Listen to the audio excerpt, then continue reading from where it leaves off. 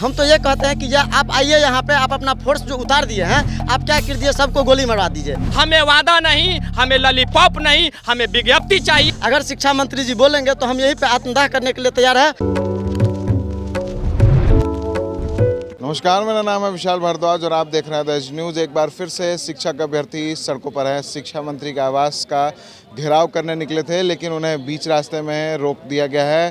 तमाम शिक्षक अभ्यर्थी हमारे साथ, उनसे बात करेंगे। आप लोग आज फिर हाँ, आज हम लोग शिक्षा मंत्री को घेरने वाले थे और हुआ ये कि सब जगह जो है सो पुलिस फोर्स को तैनात कर दिया गया है। चौराहा पे अगल बगल जितना भी है सभी जगह जो है सो पुलिस को तैनात कर दिया गया है और हम लोगों को बाहर नहीं दिया जा रहा है। हम लोग जो है सो 2019 जो है सीटेट पास अभ्यर्थी है और हम लोगों को जो है सो रोका जा रहा है। और शिक्षा मंत्री बार बार ये बयान देते हैं कि 7वां चरण जो है सो दिसंबर में शुरू होगा, जनवरी में शुरू होगा, फरवरी में शुरू होगा, तब बोले कि होली के बाद शुरू होगा, तब बोले अप्रैल के पहला सप्ताह में शुरू होगा, तब बोले अप्रैल के दूसरा सप्ताह में शुरू होगा। अब कब आएगा शिक्षा मंत्री जी का अप्रैल का पहला सप्ताह और दूसरा सप्ताह अब मई आने वाला है, पता नहीं। ये ब्रह्मा विष्णु महेश क्या पी के सोए हुए हैं कि हम लोगों के बात का ये जो लोकतंत्र जो है उसका गला घोंटे जा रहा है। हम लोग यहाँ पे बीएड सीटेट का जो डिग्री लेके बैठे, अपना ज़मीन 2 कट्ठा बेच दिए कोनमा वाला, और जो है घर द्वार पूरा बेच दिए। यहाँ पे खाते भी है तो एक दिन मजदूरी करते हैं, कल गेहूँ काटे तो आज खा रहे हैं। लेकिन ये जो है सो शिक्षक अभ्यर्थी का दर्द ही नहीं समझ रहे हैं। इनको लग रहा है कि हम कोई दूसरे आदमी थोड़े हैं, हम लोग इन्हीं के अपने बेटे की तरह हैं। लेकिन ये जो है सो हम लोगों को दर्द को नहीं समझ रहे हैं। हम तो ये कहते हैं कि आप आइए यहाँ पे, आप अपना फोर्स जो उतार दिए हैं, आप क्या कर दिए, सबको गोली मरवा दीजिए, या आप तो गोली मारने का आदेश दे दीजिए, या नहीं तो हम लोग आत्मदाह करने के लिए यहीं पे तैयार हैं। अगर शिक्षा मंत्री जी बोलेंगे तो हम यहीं पे आत्मदाह करने के लिए तैयार हैं। और आखिरी चेतावनी है हमको शिक्षा मंत्री जी को कि अगर आप इस महीना में अगर आप विज्ञप्ति जारी नहीं करते हैं तो अगले महीना में जो आंदोलन होगा वो 1,40,000 अभ्यर्थी आपको रोड पे दिखेंगे और इसका जो है सो बहुत बड़ा आप नुकसान आपको भुगतना पड़ेगा। लोकतंत्र के पुजारी को जो आप लात मार के फेंक रहे हैं, किसी दिन ऐसा आएगा जो आपको भी गद्दी पर से लात मार के फेंका जाएगा। इसीलिए शिक्षा मंत्री आप होश में आइए। शिक्षा मंत्री जी आपको होश में आना ही पड़ेगा। एक बार फिर सड़कों पर है क्या? जी, माननीय शिक्षा मंत्री जी सदन के माध्यम से बता दिए थे जो 7वें चरण प्रस्तावित है, 6ठा चरण खत्म होने के जस्ट बाद जो है 7वें चरण लाया जाएगा। सदन के माध्यम से भी बतला दिए गए थे जो प्रस्तावित है होगा। अब 6ठा चरण की समाप्ति दिनांक 18/4/2022 को ख़त्म हो गया है। तो अब 7वें चरण जब प्रस्तावित है तो जल्द से जल्द हम लोग नोटिफिकेशन की मांग कर रहे हैं।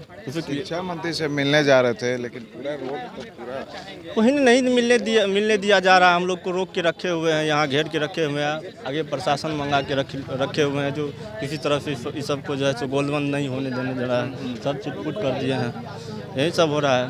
तो हम लोग तो अपने मांग के लिए खड़े हैं, अड़े हुए हैं। हम लोग की आवाज़ को दबाया जा रहा है। लोकतंत्र में ऐसा होता है क्या? तो वहीं आप लोग देखिए ना, हम लोग की आवाज़ को कितना दबाया जा रहा है। आप लोग रुकने वाले हैं? इतना प्रशासन नहीं रुकने वाले कहाँ? आप लोग बिल्कुल नहीं रुकने वाले हैं। हम लोग रुकने वाले नहीं हैं, कतई नहीं रुकेंगे और शिक्षा मंत्री का घेराव करेंगे और शिक्षा मंत्री जी को होश में आना होगा। उनको लोकतंत्र का जो है लोकतंत्र का इसका जो भी परिणाम हो, उस शिक्षा मंत्री जी बार बार बोलते हैं कुछ है, करते हैं कुछ है। अभी तो आश्वासन तो कई बार मिला। हाँ, कई बार मिला है।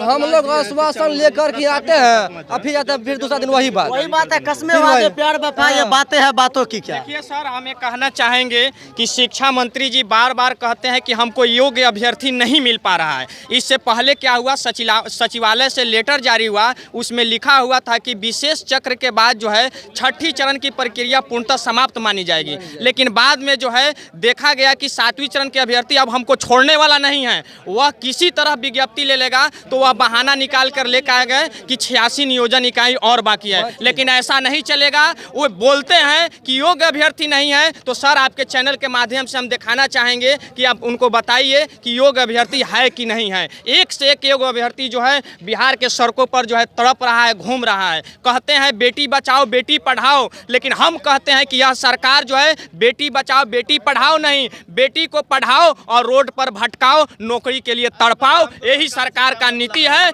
इसलिए हम कहना चाहेंगे कि हमारे योग्य अभ्यर्थी अभी हमारे बिहार में है, आप तत्पर जो है तत्क्षण जो है एकदम जल्द से जल्द जो है 7वीं चरण पर प्राथमिक विज्ञप्ति जो 1 to 8 के लिए है उसे निकालने का काम करें और हमारे बिहार के अभ्यर्थियों को बिहार के स्कूलों में शिक्षक बनने का एक सुनहरा अवसर दे। यही हम विनती चाहेंगे शिक्षा विभाग से, शिक्षा मंत्री से। हमें वादा नहीं, हमें लॉलीपॉप नहीं, हमें विज्ञप्ति चाहिए, हमें नोटिफिकेशन चाहिए और अभी चाहिए, अभी चाहिए। हम हाँ सर, देखिए हम नालंदा से आए हैं। अभी हम देख रहे हैं कि सरकार के कुव्यवस्था के कारण हम लोग बैठे हुए हैं। हम लोग का स्कूल में होना चाहिए, लेकिन सरकार के खराब व्यवस्था के कारण हम लोग रोडों पर घूम रहे हैं। अब ये सब नहीं चलेगा। अभी जो आंदोलन है महाआंदोलन रूप लेके रहेगा जब तक कि विज्ञप्ति ना आ जाए। मैं सारण से आया हूँ सर।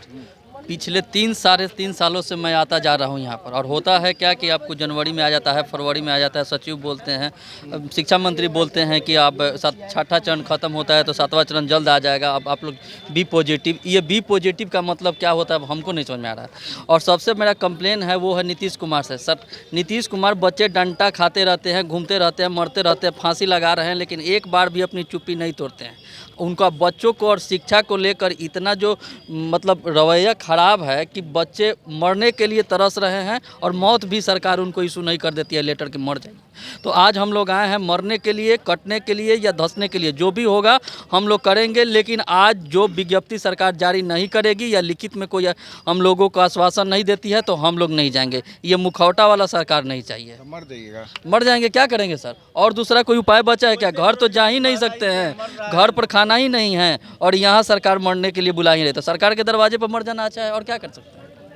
डंडा का छोड़ ये तमाम शिक्षक हैं, शिक्षक अभ्यर्थी हैं जो लगातार अपनी मांगों को लेकर प्रदर्शन कर रहे हैं। उनका सीधा कहना है कि हमें नौकरी नहीं मिल रही है और बेरोजगारी का आलम इस तरह छाया हुआ है कि हमें हमारी जान मार दी जा रही है और हम अब सरकार के दरवाजे पर मरना बेहतर समझेंगे, घर पे मरने से बेहतर है, क्योंकि बेरोजगारी यूं ही मार रही है और अब जो है सरकार भी पूरे तरीके से हमें मार रही है। लगातार ये कहा जाता है कि योग्य अभ्यर्थी नहीं मिल रहे हैं, लेकिन हम जितने योग्य हैं उतना कोई नहीं है, लेकिन सरकार की मंशा नौकरी देने की नहीं है। इसी वजह से हमें रोक दिया गया है। हम शिक्षा मंत्री के आवास की ओर जाने वाले थे, लेकिन हमें जो है वहाँ भी नहीं जाने दिया गया और हमें गोलबंद होने नहीं दिया जा रहा है कि हम अपनी मांगों को उठा सकें।